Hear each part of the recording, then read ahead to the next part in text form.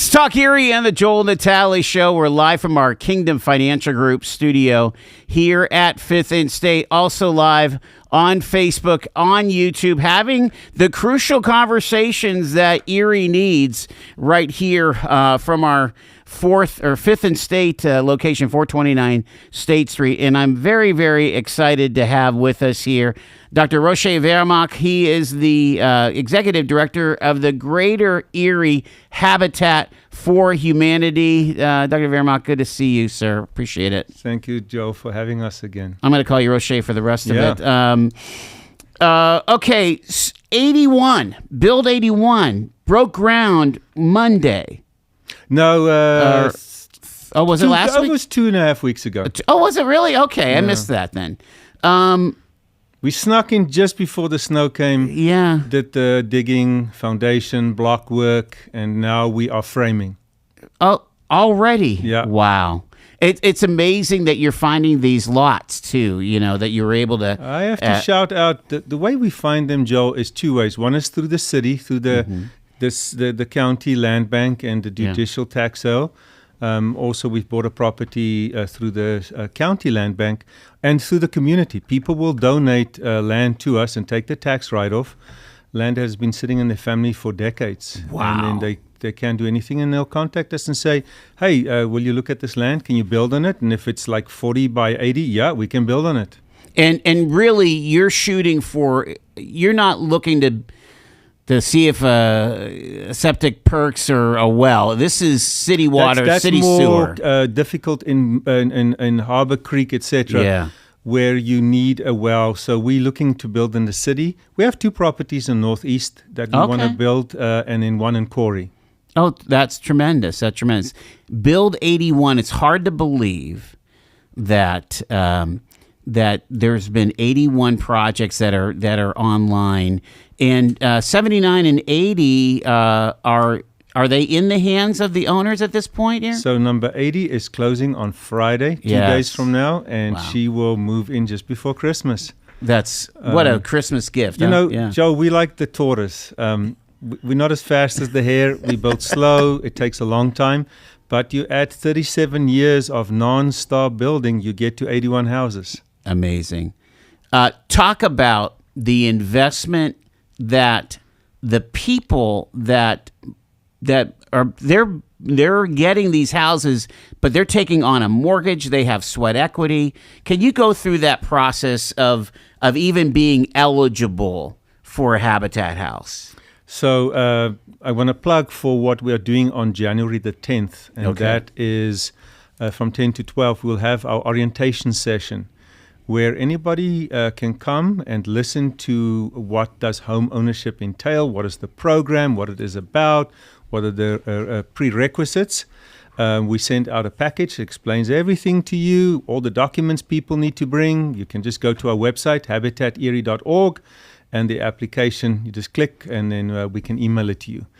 And as I was driving over here, I was thinking, how do I answer the question? Because there's been criticism, you don't help these and those, and you don't help single people, and you don't help this and that group, and somebody who's this and that. In a sea of need like the city of Erie, where there's not really development of new builds, and the reality is it's too expensive. You don't make money. No developer is going to come to Erie and build 1 or 2 or 3 houses. There's no money in it for them. We saw that when Governor Shapiro's team came earlier this year, and all the resources that have to do with housing, the city, the county, other small cities were in, and builders were like, I'm not making money. There's no incentive for me to build in Erie. And so when Habitat builds, it's a massive investment for us, and therefore we can only do 2 to 3 houses here, and we have to choose. And our selection is we want to work with families. We want to have the opportunity where a family has children. The statistics show, Joe, that of about 84 million homeowners in the U.S., on average, a Habitat owner lives longer in their house than the average American. And the reason for that is they don't sell their house. They pay off their 25, and some have 30-year mortgages. And once it's done, they give the house to their children or grandchildren. It stays within the family. Why? Because of what you said earlier, the sweat equity. When you have been part of the orientation, you've given us all your paperwork, we go through it, we'll respond, and then we'll do a home visit. We physically go visit each and every one of those homes. We look for what are the conditions in which you are living. And Joe, it's shocking. We have a lot of absentee landlords that live elsewhere. They rent out these places. It is mold, windows missing, AC, HVAC not working, a lot of electricity that is just evaporated, heat loss. It's unsafe neighborhoods. Rats, I've mice, heard even cockroaches. like sewer fluids. There are times when they can't even go into the basement because the basement is a hazard because it's covered in water and it's not raining. And so you can't even step foot in it. Then we evaluate it, take it to the board, and then people start the program. And the prerequisite is 300 hours. You do 150, your friends, family, community do other 150. And as families work on someone else's house, and they get close to about 200, we'll make them a lot offer. And we'll say, you've been working on this lot, this house, you are getting close to your hours, we want to offer you the lot. And then they can accept it or reject it. And then in earnesty, it begins the process of just finishing up that house. And the last two families we had, when you came to that dedication, Joe, they had both worked over 400 hours. They were desperate for home ownership. They'd been renters their whole life. They come from families that don't own homes, and they would be the first in the entire family to own a home, have a mortgage, have the American dream of building equity to give onto their children and grandchildren one day. And when we close, there are three things that are important. First of all, we charge zero interest. So if your mortgage is $150,000, the interest would be about $160 at a traditional 6.2% mortgage. You pay $150. It will never go up for the life of your mortgage. Principal stays flat. Wow. And that's just the Habitat model. The second is we don't charge a deposit. If you go to PNC, Movement Mortgage, Rocket Mortgage, etc., if you have a bad credit score, they're going to charge you a 20% down. We don't charge a down. The only cost we have is the closing cost. And if a family doesn't have the full closing cost, we'll fold it into their mortgage over the 25 years, no interest. You're going to say, hey, how does this make financial sense? Well, it doesn't. That's why we're a nonprofit, because we lose. We lose on the value of the house. We sell it at the appraised value, not the value it cost us to build it. And second of all, inflation over 25 years is real. $1 today in 25 years might be worth 10 cents. And so every year that Habitat has the family in the house, the value of what we receive back in terms of the principal devalues. But in the end, Joe, it's for us 80 families, it's 200 adults and 120 children that have permanent housing. I'm now coming to the point where 3 of the people who bought their houses 25 years ago are a month or 2 or 3 away from paying off their mortgage. Unreal. Wow. And the joy, I phoned someone about 2 months ago and I said, the money in your escrow account is more than your principal. Can I have your permission to move it? We'll come to your house and sign the form. And she phoned back and she said, I just wanted to make sure this is Habitat and this is not a crank call. And then I phoned someone else this week and I said, you are $1,500 away from finishing off your house. When you get your tax return, which he typically does every year and pays a mortgage, you would be paid off. I phoned another lady and I said, your principal is lower than your escrow. Your house is technically paid off. Wow. And that is just joy. You know, talking to them and asking them, how old are you now? And they're like, I'm 56. So you were late 20s, early 30s when you bought your house. Did you ever think you were going to pay your house off? No. We didn't have the money back then. It was 25 years ago. And now, boom, my house is paid off. It's a joyous day to have that happen to anyone, never mind a Habitat family. Talk about the vetting and the orientation and so on, because there seems to be significant misinformation on who is, quote, worthy of a Habitat house. So we have to follow government guidelines because we are a lender, so we have to follow fair lending practices. Besides then looking at families, which is our definition of who we build for, you need to have your pay stubs. You need to have your rental stubs. You need to have completed your taxes. You need to have a credit history. And so we run your debt to income when you apply for the program. And once you are in the program, you get two people assigned to you. The first one is your family partner. Your family partner is the person who holds your hand. This is the biggest endeavor you'll do in your life. Buying a house for 150, 160, 180,000. It's huge. And so, when you put that number in front of people, it's a big number. Sure. And so part of that is getting through the fear and getting to, do you have stable income? If you're getting 12, 13, 14 an hour, how can we help you get a job that's at least paying 16, 17, 18 an hour by increasing your income? And so the family partner journeys with them for this entire journey. The second person we assign is a budget coach. And the budget coach sits with their credit history, sits with their pay stubs, sits with their debt, and works out with them income, expense. It's as easy as that. You can spend more than you have. And if you have debt that is showing on your credit history, medical, car, school, whatever, let's figure out how you're going to pay that off, that your debt goes lower. And then when we do closing, we again run your pay stubs, run your credit score, because no person can have more than 40% of debt versus their income ratio. Wow. So there was an allegation that Habitat homes default more than the average American home. Is that real? No. We've had, of the 80 that we have sold, based on the numbers I have, 2 have been deed in lieu of 80. And that means the house comes back to Habitat, we fix it up, we sell it to another Habitat family, and that family walks away without any debt. And 1 house was taken away by the city because the couple split up and moved out of state and didn't communicate and didn't pay their taxes for 3 years.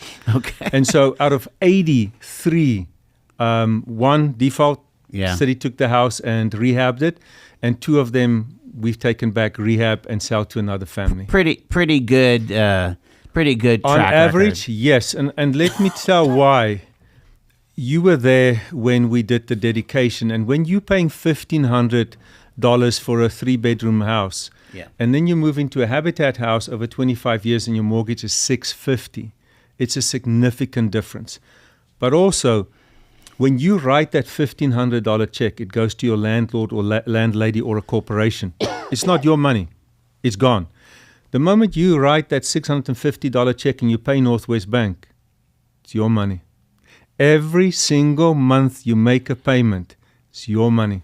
Yeah, you're paying for your future, your future for your domicile. We've got Dr. Vermaak with us here from Habitat to take a quick break. Back in 90 seconds, it's Talk Erie and the Joel Natale Show on a Wednesday.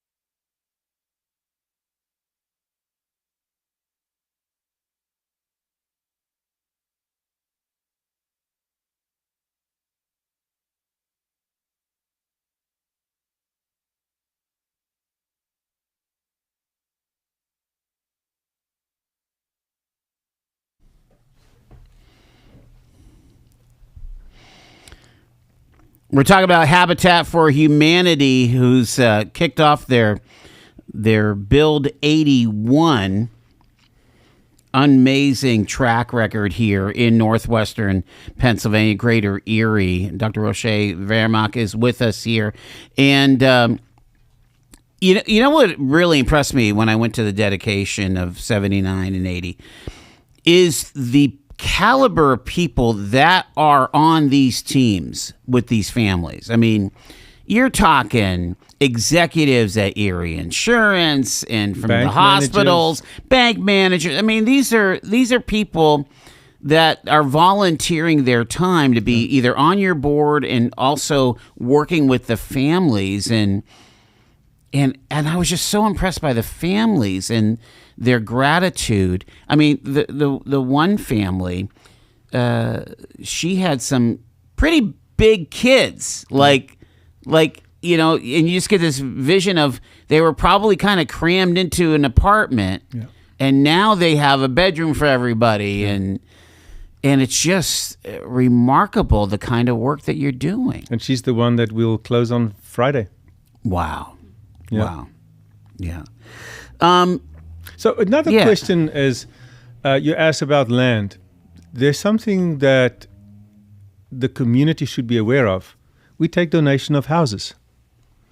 There are various options, and you can meet with your financial manager or a realtor attorney. One of them is you can donate your house to Habitat and continue to live in it. So the house belongs to Habitat. You have right of living until you die. You take care of the house, you pay your property taxes, but the house, for all intents and purposes, belongs to Habitat. And then when you pass away, Habitat can either then sell the house or rehab the house and sell it to another Habitat family.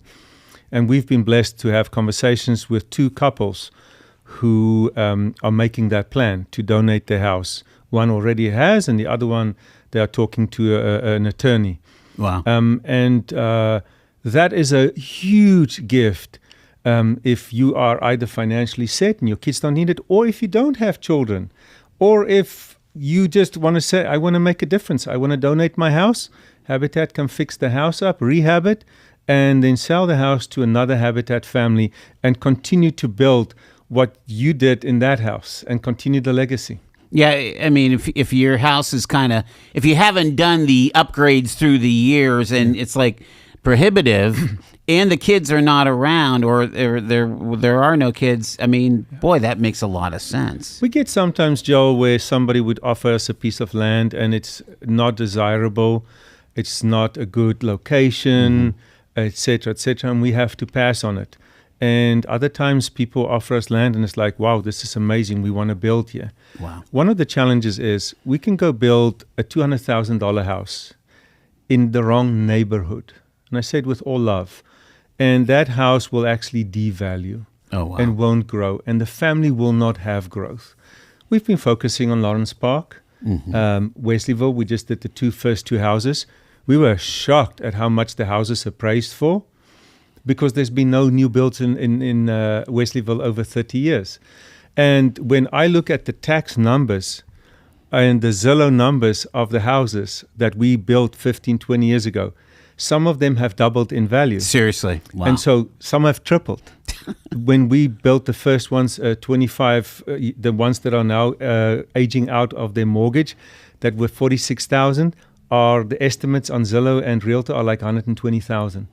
That is significant for somebody who's made a 25-year investment in their house. And so the old adage of, houses in Erie don't grow in value, that's no longer true. Yeah, COVID turned all of that on its back. Yeah. That's an old narrative for sure. There's a housing shortage in Erie, and as long as there's a housing shortage of decent, affordable housing, house prices are going to go up. It seems to me that over those 81 families, those 81 builds, there's a diversity of the folks, Some of these folks have lived in Erie since birth, right? Yeah. Some of them are relatively new to Erie. Some are transplants from other states. We have mothers who are fleeing domestic violence. The dad is not in the picture. They want a clean start. It's difficult for them. Yeah. Especially when you have to do your 300 equity hours and you don't have family, or family support. They try to do it alone. It's difficult when you're a single mom and there's no dad in the picture. There's nobody to watch the kids.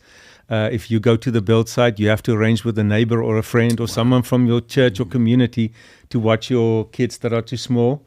Some are transplants, some are immigrants that have moved here. And I have to say, every one of those immigrants have been vetted and are legal.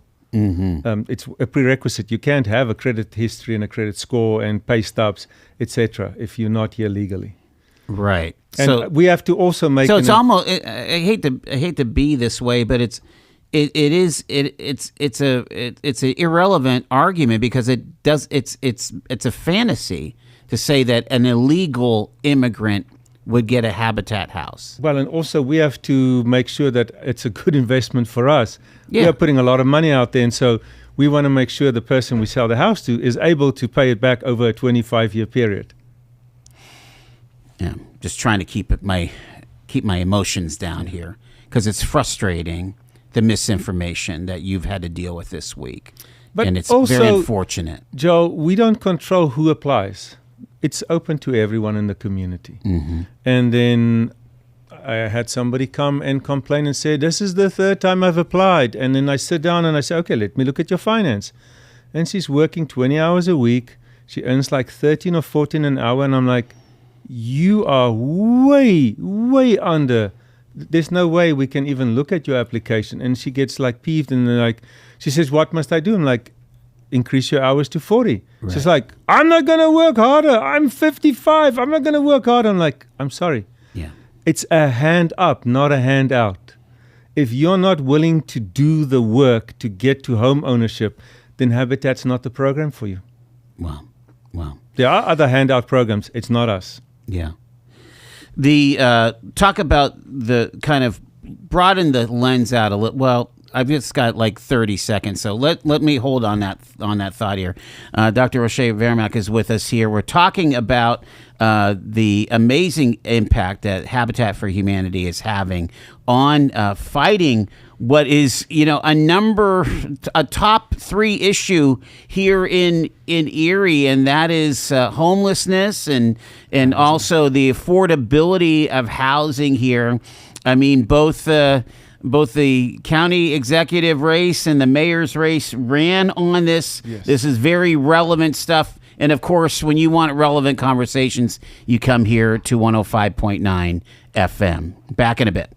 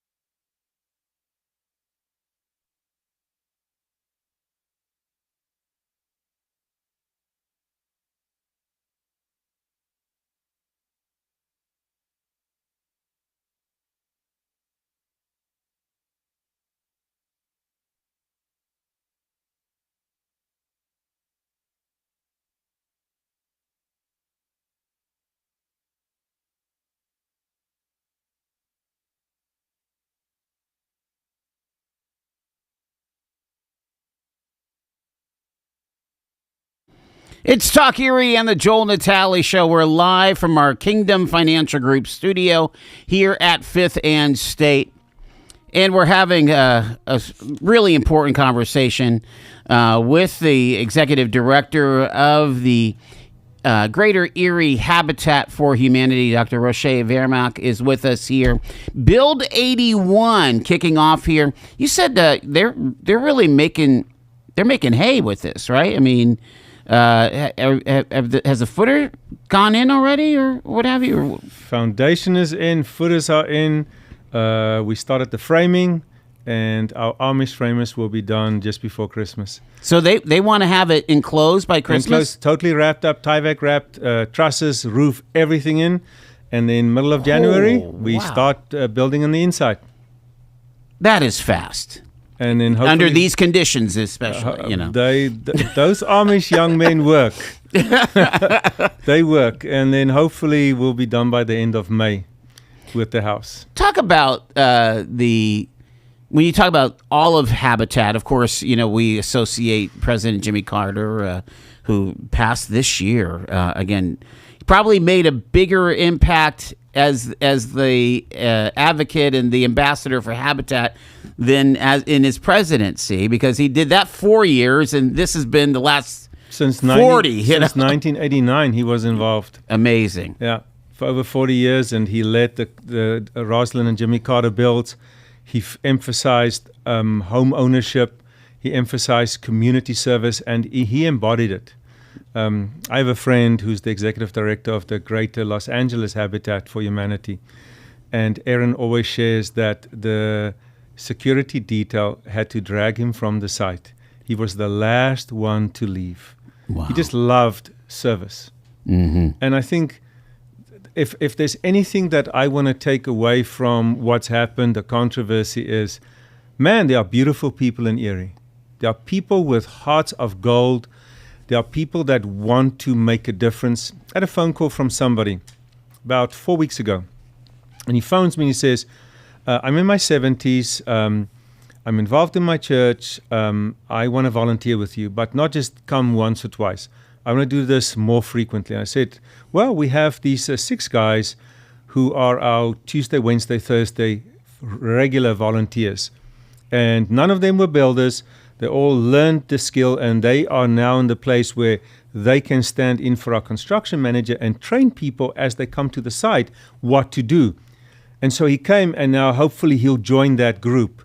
And he said a beautiful thing. He said, for me to serve is part of my faith journey. It is growing my faith and taking what I believe and putting it into action. And that's why I want to serve. I've worked all my life. Now I want to just give back. And that's just amazing. When we have ECAT, the students who are training to be in the technology part of ECAT, to become plumbers and fitters and turners and electricians, etc., showing up. When we have the students from Mercyhurst and Gannon, from Penn State basketball, and from traveling all the way from Allegheny, coming with a bus to come and work. It is great to see the variety of people. I met with somebody today who retired, and she said by accident she got signed up instead of the restore to work at the build and did flooring. She says, at my age it's probably not the best thing for me to do. It was okay, but I will most likely not do it again. And that's the thing about a house. As a pastor, I led 17 builds with many people. And I learned every part of the construction. And I'm not that handsy, but you learn how to do cut out the drywall, put in things, how to use a nail gun, how to saw, how to put up siding, you name it, how to demolish.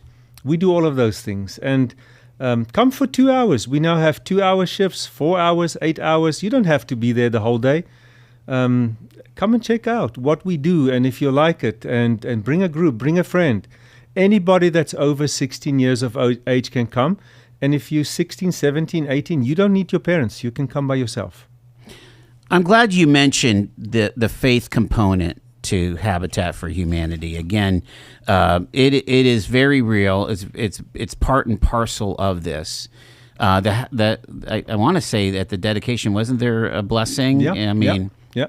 And I'm just going to say this again. You could just leave it there.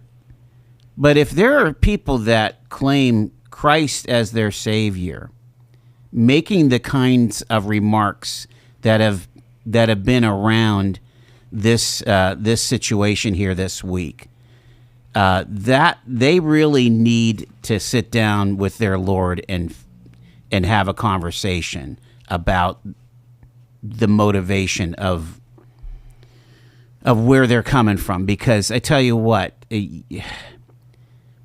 I mean, Jesus said, "Suffer not the children to come unto me." And this is what we're talking about here. We're talking about families that are having a place to live in a better situation. I'm not confused, because I know exactly what I want to say. Insofar as that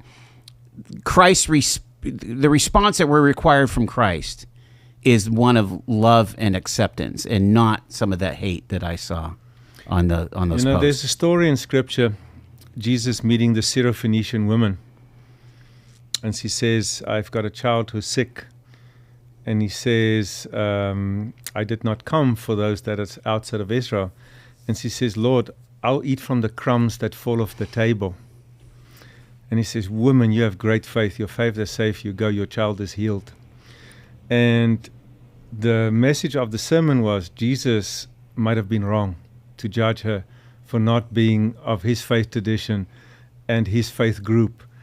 And when he saw this woman faith, who's Syrophoenician, outside of the faith, and she convinced him, "Yeah, I have faith. I'm okay with just the crumbs. I don't need the bread on the table." And the crumbs were what the dogs ate, and she referenced that. And he said, "Wow, I've not seen great faith like this." As a Christian faith organization, we serve everyone. You don't have to be Christian. You don't have to participate in church. It's wonderful if you're in a faith community. But for us, it's an extension of what we do is Christ came for everyone. And when the Apostle Paul writes that Christ died for all, not just for some, Habitat serves all. And so whether your faith tradition is Christian or not Christian, we celebrate that. And it's important for us that people bring their faith community. Both the families go to the same church, 79 and 80. Yeah. And both of them got the blessing from their church. The church was involved, etc. We had pastors they were dueling pastors. They had a pray off. Yes. that was I great. might have started that. I think you did. You threw the gauntlet down. But for us, it's beautiful. Imagine your kids are in the classroom and you are able to go to the principal or the PTA or your children's teacher and say, "You know what, we are building a house. I would love if the other kids' families could come and help me, just to support me to build a house." Because in the end, it's a community that builds community. We don't do it as islands by ourselves. Yeah, wow. There's a reason that Jesus started with 12, and ultimately it was more than 12, maybe 60 or 100 people. You cannot do it yourself. There's a story where he trained them, and he told them what to do and how to do healings and teaching, and he sent them out 2 by 2. And they went, and they came back full of joy and stories. And that's the Habitat story. We don't do it alone. We do it in partnership with someone. You meet wonderful people. You meet the families. And I say to people who sign up new, if you come on Saturdays, you'll meet the families. You'll hear their story. You'll spend 4 hours talking to them, hearing about their dreams, their ambitions, the pain they're going through. Man, if you're a single mother, I'm going to reiterate it, it's tough. It's tough to work, look after your kids, pay the bills, be the sole provider, and work your hours and get your house done. And I give them the credit they due for what they are accomplishing. That's why the sweat equity is so vital. That hand up, that they can be the role model for their children ultimately one day. So, couple different things as we kind of start bringing this plane in for a landing. you can go to the orientation on January 10th. Yeah. If this is a situation you want to investigate, you're not holding anybody back. No.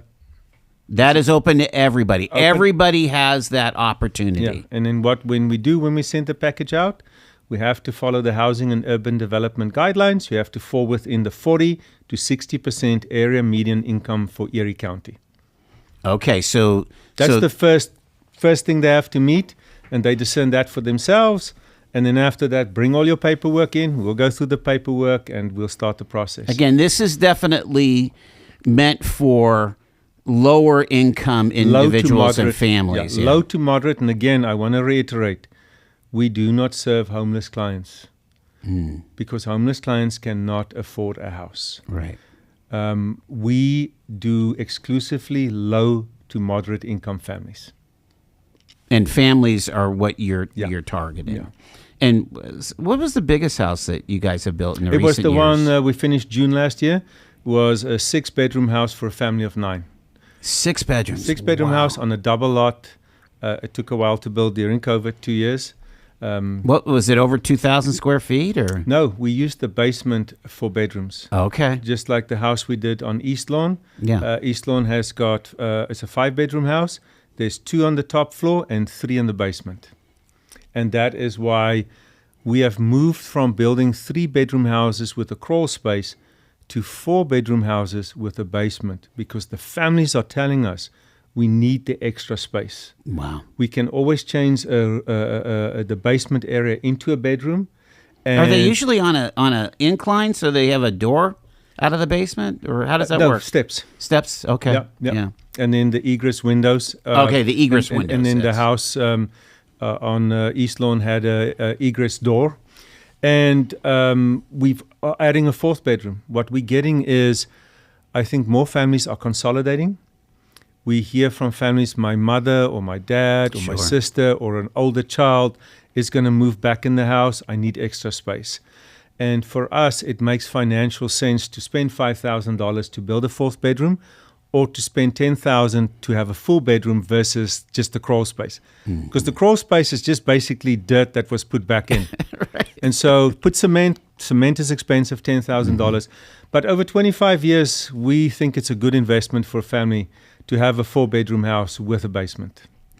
Don't forget, folks that might be going into the holidays and after the holidays are going to start cleaning stuff out. Yes. You have the rebuild store, or Restore. The Restore. Talk about that. Restore is just, I think, a brilliant concept. It saves millions of pounds of waste that would have gone to a dump. I go to one of the contractors that does cabinets, and she says to me, we typically trash them because it's just easier to pull them out and trash all the wood. If we know that Habitat is going to sell it, we can gently pull it out, take it, and sell it in the Restore. And we take everything. Joel, anything that you have at your house, if you have drywall, lights, outlets, bathtub, sink, microwave, fridge, toilet, tub, shower doors, inside doors, windows, siding, outside patio furniture, we'll take all of that and we'll sell it. And what happens with after we've paid the bills and our staff, all of what's extra goes straight into our build. So our Restore is not just stopping stuff from going to a landfill, but also allows us to build more houses, but it also allows people to come and shop for a significantly discounted price. I was going to say, if you're a DIYer, you want to replace that cabinet, you might find a cabinet that comes out of Wolf Run or one of the high-end homes. Yes. That is much better than the one that you have in your house. Joe, we get people from New York State. We get people from Ohio that will come with their trailer and pick up. I sold flooring. We had like 300 square feet of vinyl flooring. Oh, wow. And she brought a trailer. And I'm like, what are you going to use it for? She says, my mother has a mobile trailer home. And she needs new flooring. And it was like $200 and something. Like, where else am I going to find it at this price? Exactly. Except the Restore. And that's located where again? We're on 4922 Pittsburgh Avenue. Okay, right. We open to the public Fridays and Saturdays from 9 to 3 o'clock. and we take donations Tuesdays, Wednesdays, and Fridays at the Restore, or phone us and we'll come to your house or your business and pick it up with the box truck. Yeah, I was able. I had overbought some installation, right? Some R19 or something like that, and it's like just got it out of my hands, you know. And that R19 insulation we can use in the house. So if we get something that is brand new, like we just got a brand new window from Lowe's, we get bathtub from them, or from Home Depot, or from another company. If it's brand new, we'll put it in the house. Nice. Because we just got flooring from